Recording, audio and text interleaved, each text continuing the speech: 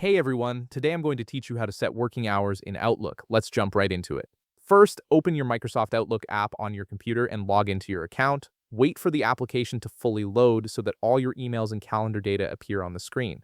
This initial loading process ensures that all your settings are properly synced and ready to be configured. Once your email has loaded and you can see your inbox, it's time to access the settings where you can configure your working hours.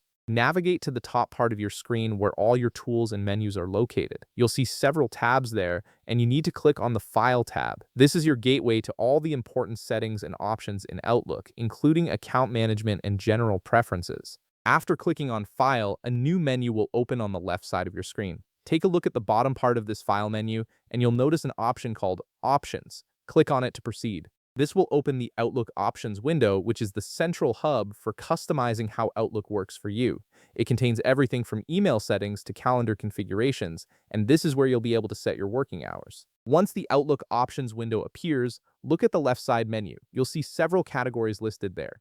Click on the Calendar tab to access all calendar-related settings. This section is specifically designed for managing how your calendar displays and functions, including your availability and working hours. From the Calendar tab, scroll down until you find a section labeled Work Time. This is where you can define your specific working hours. You'll see drop-down menus labeled with Start Time and End Time. These drop-downs allow you to select the exact hours when you're available for work. Click on the Start Time drop-down first and choose when your workday begins. Then, click on the End Time drop-down and select when your workday ends. This setup helps Outlook and others who view your calendar understand when you're available for meetings and when you're off the clock. Once you've set both your start and end times, click on the OK button at the bottom of the window.